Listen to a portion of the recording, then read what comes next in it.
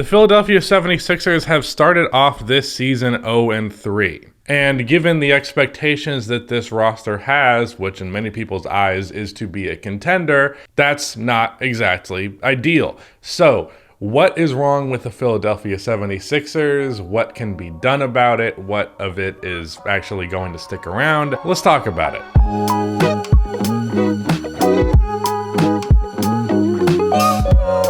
Hey, this is Future Rusty here reporting at the start of the video because this was recorded before the Indiana Pacers game, and that's an important bit of context for the rest of commentary. All I want to say about that is two of the major points that I make in this video were pretty much proven exactly in that Pacers video. I talk about bench points and three-point shooting, and in the Pacers game, they had more bench points in that game than in the first three games combined, and they shot 44% from three as a team in that Pacers game. So, doesn't really make my points wrong, but I wanted to throw that in there just so that there's no confusion. And being that Rudy decided to use the Indiana game stats in the video, that's also hopefully gonna prevent some confusion. So yeah, that's it.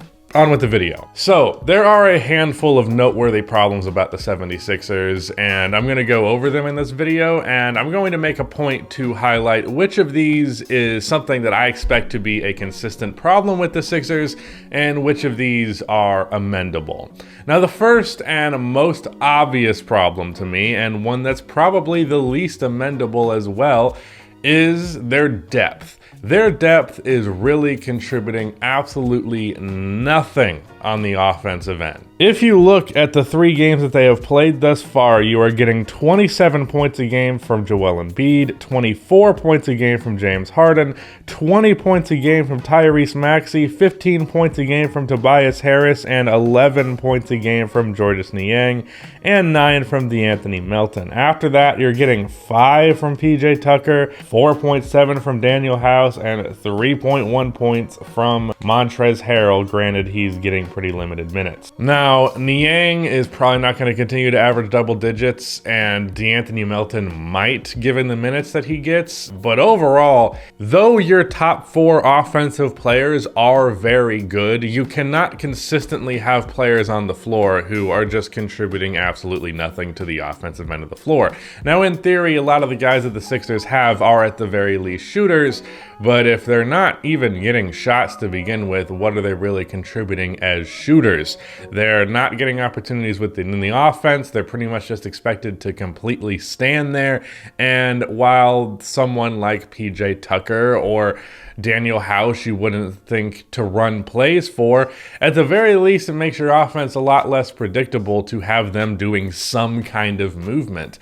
A great example of this is with PJ Tucker last year with the Miami Heat. PJ averaged the most points that he had since 2015, so the most points in 7 years, based on the fact that Miami didn't just stick him in the corner. They would have him do back cuts, they would have him try and get offensive rebounds, they would use him as a screen option, they would have him move off ball. Having some sort of dynamicism to the way in which the role players fit within the offense made Miami's offense harder to guard. The fact that PJ Tucker is not just, stick a guy on him on the corner and you're good, it makes the defense work harder, and it makes offense a lot easier. Right now, these four guys, Tobias, Maxey, Harden, and Embiid, and obviously mostly Harden and Embiid, those guys are taking on a lot of the offensive role, and they're capable enough of doing a decent job covering all of the team's points.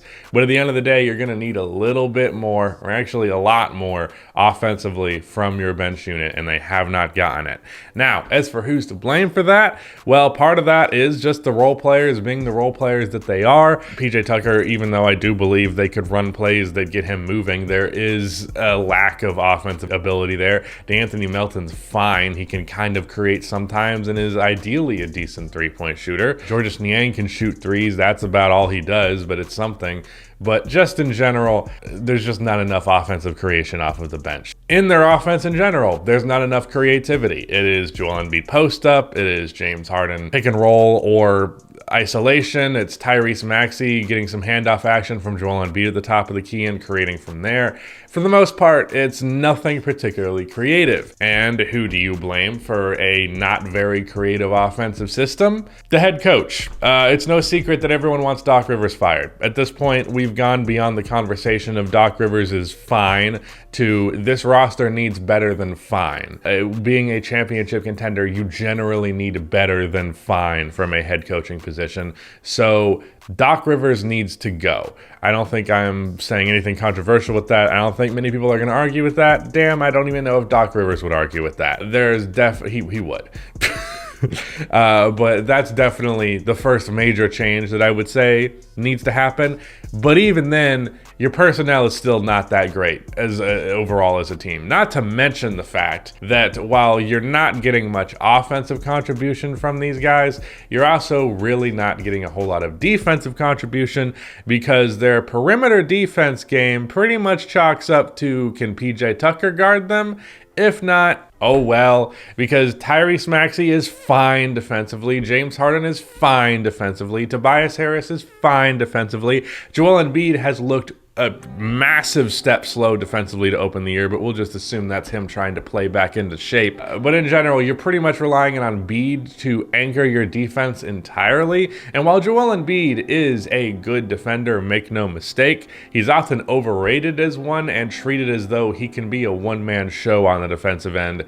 And I think we're seeing more and more that Ben Simmons was just as much a part of the Sixers being a good defensive team.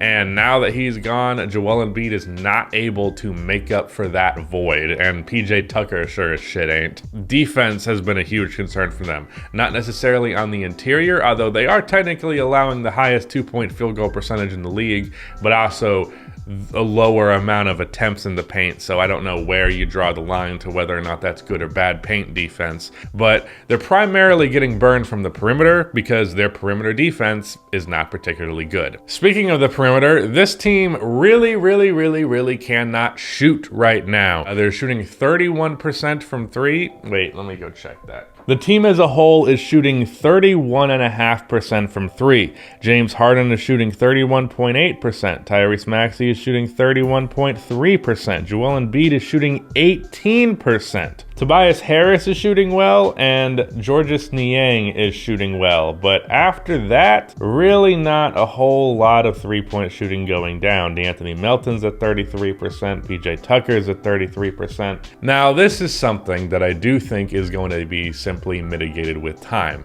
Well, James Harden is somebody who might shoot 32% from three on the season just because he takes a crazy high volume and takes a ton of contested ones. That's something that might stick around, but I don't expect Tyrese Maxey to be a 32% three-point shooter for the rest of the season. I sure as shit don't expect Embiid to be an 18% three-point shooter, and I expect guys like PJ Tucker and D'Anthony Melton to start hitting their threes at a more respectable clip. So that's another thing in relation to the bench offense, is if they are just going to hit their threes at the very least, that would make a difference. But again, back to the creativity point, a less simplistic offense would do wonders for everybody. I'm really tired of head coaches in the league seemingly viewing it as, we have the talent, so what does it matter? I think we've learned very often over the past couple of years that if you don't apply any kind of system to a lot of talent, sure, you can still go relatively far, but you're often going to be torn apart by a team that actually plays like a basketball team and not James Harden and Joel Embiid taking turns and occasionally letting Tyrese Maxey get on the action. Another issue that I assume will be mitigated relatively soon is while the box score would suggest that Joel Embiid is having a good season, save for that 18% three-point shooting thing. But I promise you, if you actually watch these games, Joel Embiid has not looked great. Now, I did not watch the Bucks game, and in the Spurs game, he had like a 40-piece. So I realized why that would look good, and it did look fine. But his defensive effort, his speed, he's just been really sluggish. He's been very clumsy, just off. Like, he just doesn't look like he's come to play. He has not played in an MVP form. He's still putting up numbers because the guy is a beast. But I do think Embiid has been a step slow to enter this year, and that has definitely mattered. And again, probably just going to play his way into better shape as the season goes along, as players tend to do. That's not even really a knock on Joel Embiid. So that will also help itself. So Embiid just being better, shooting being better, a new coach with a more complicated system could really elevate the offense, and it just not being Doc Rivers would elevate things. And other than that, I think the signs are relatively positive for the 76ers in spite of an 0-3 start. Because yeah, 0-3 is a bad place to be, bars, but two of those teams were really good. The other one had a crazy hot shooting night, and Hey guys, I'm chained up in Rusty's basement right now, but before you call the police on that or anything, be sure to check out the shoot around tonight live over on the Shoot Around YouTube channel. Become a member, join the Discord, come on the podcast with us, all that. So just be sure to please check out the shoot around, and hopefully I get this part of the video done before Jacob notices. Thanks. In spite of the fact part of that is your perimeter defense, they also just hit their shots. Like Devin Vassell had like 17 points in one quarter, and I love Devin Vassell, but that's an outlier thing for him. Granted, he's like my most improved player pick. That said, all of those things, the fact that they lost those two games is understandable. The fact that they lost the third one, good teams lose to bad teams all the time. It's not a big deal. So while it's a rough start for sure and a bad note to open the year, I also don't think the Sixers are by any means going to be some bottom feeder. I don't think they're by any means going to be a bad team. And I would not be surprised at all if they were still very much contenders.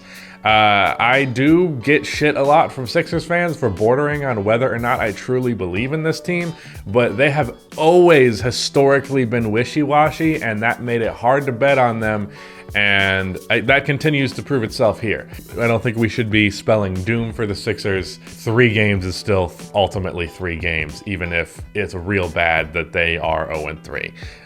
They will get over it and they will be fine. James Harden looking a lot better is great. His mid-range attempts is interesting. A cool stat that I found when I was researching the Spurs game. I was like, damn, James took a couple of mid-range shots.